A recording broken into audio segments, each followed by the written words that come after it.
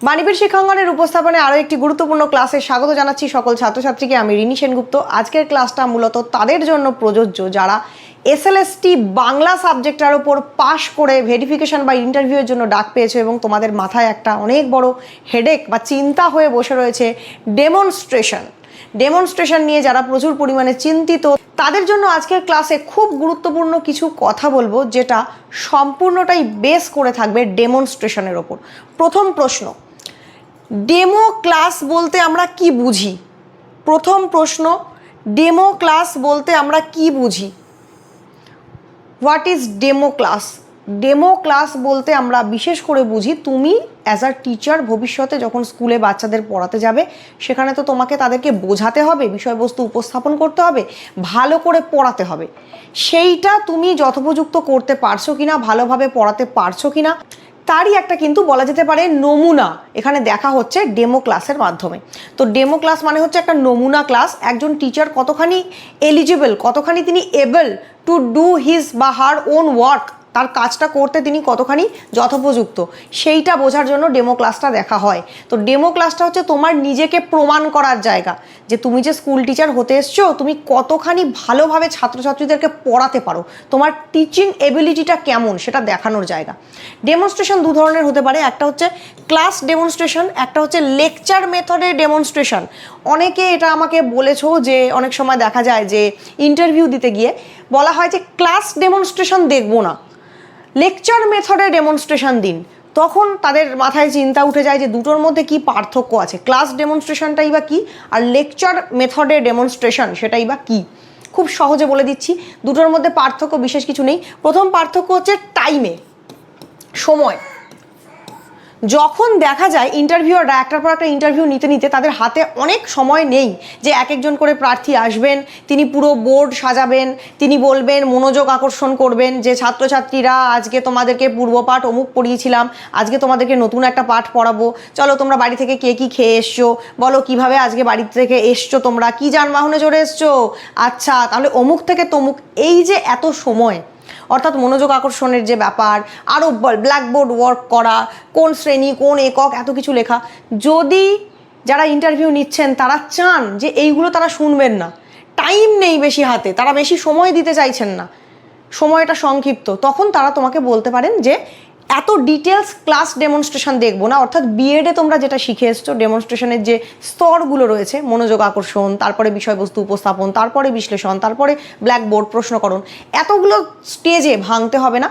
Lecture demonstration দেখান, তার মানে হচ্ছে অতি সংক্ষেপে ওই জায়গাগুলোকে জাস্ট ছুঁয়ে গিয়ে আপনার বিষয়বস্তু বিশ্লেষণের ক্ষমতাটা দেখান। এখানে কি গুরুত্ব পাবে? বিষয়বস্তু বিশ্লেষণ করা,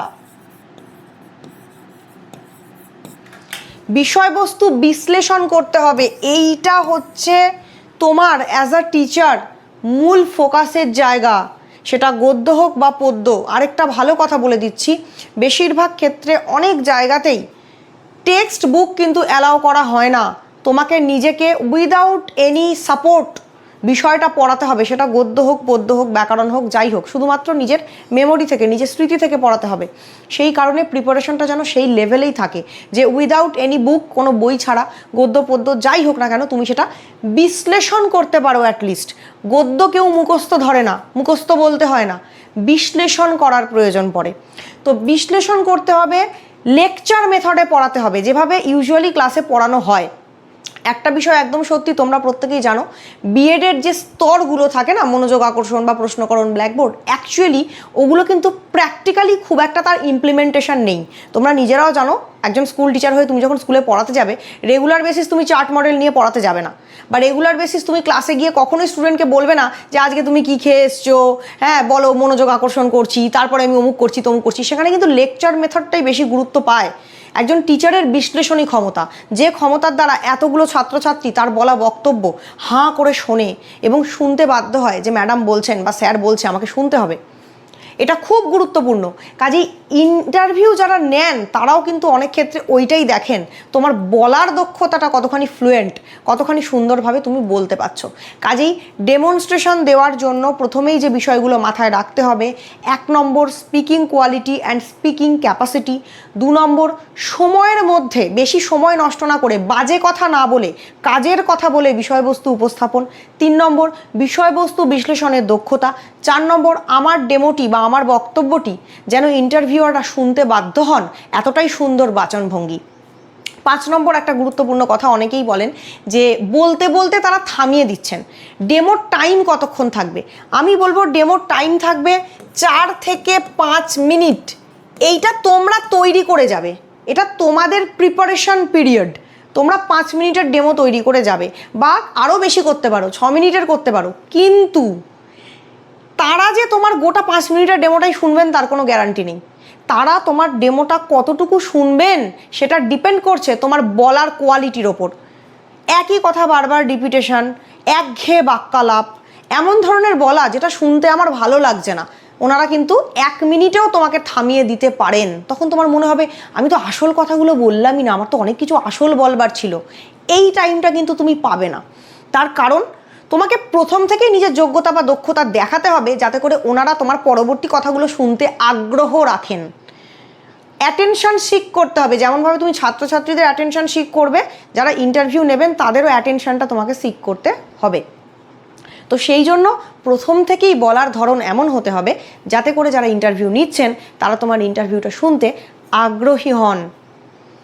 তো এই বিষয়গুলো মাথায় রেখে ডেমনস্ট্রেশন রেডি করবে। আমি বলছি 5 মিনিটের ডেমনস্ট্রেশন রেডি করবে প্রত্যেকে। তার কারণ হচ্ছে যদি কারুর বলা ভালো হয়, হতেই পারে যে ওনারা শুনবেন, গোটাটাই শুনলেন, কিন্তু 5 মিনিটের ডেমনস্ট্রেশন রেডি করে মূল কথা আমি 3 মিনিটের পর থেকে শুরু করব, বাকি প্রথমের 3 মিনিট আমি কিছু বাজে বকছি, সেটা কিন্তু তারা শুনবেন না। প্রথম থেকেই ইম্পর্টেন্ট, গুরুত্বপূর্ণ, ইম্প্যাক্টফুল কথাবার্তা বলতে হবে। একটা লাইনের বারবার রিপিটেশন চলবে না, করে কথা বলা চলবে না। পরিষ্কার, সুন্দর, স্বচ্ছ একটা উপস্থাপন যাতে মানুষ তোমার কথা শুনতে বাধ্য হন। তো 499 টাকার বিনিময়ে তোমরা একটা নতুন বিষয় পারচেস করতে পারো, সেটা হচ্ছে রেকর্ডেড ডেমো ক্লাস। যাদের মনে হচ্ছে একদমই তারা ডেমোটা নিজের থেকে দিতে পারবে না, তাদের জন্য আমি এই সুযোগটা দিচ্ছি। তোমরা ইচ্ছে হলে আমার থেকে টোটাল 8টা, 9-এর 4টে, 10-এর 4টে, 2টো গদ্য 2টো পদ্য, 10-এরও তাই 2টো গদ্য 2টো পদ্য, টোটাল 8টা রেকর্ড ডেমো ক্লাস পারচেস করতে পারো। যদি মনে হয় একদম সেটাই দেখে দেখে তোমরা ইন্টারভিউতে গিয়ে বলতে চাও, বলে দেবে, সেটাও তোমরা কিন্তু করতে পারো।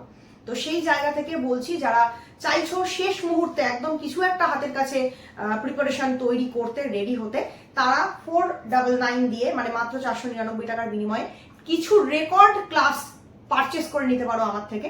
সেটার দ্বারা তোমরা কিন্তু ডেমোর জন্য প্রিপারেশন নিয়ে যেতে পারো। তো মোটামুটি প্রাথমিক এই তথ্যগুলো নিয়ে এবার চলো আমরা ডেমনস্ট্রেশনের পরবর্তী ক্লাসগুলোর দিকে এগিয়ে যাচ্ছি। আজকের ক্লাসটা এখানেই শেষ করছি। ধন্যবাদ।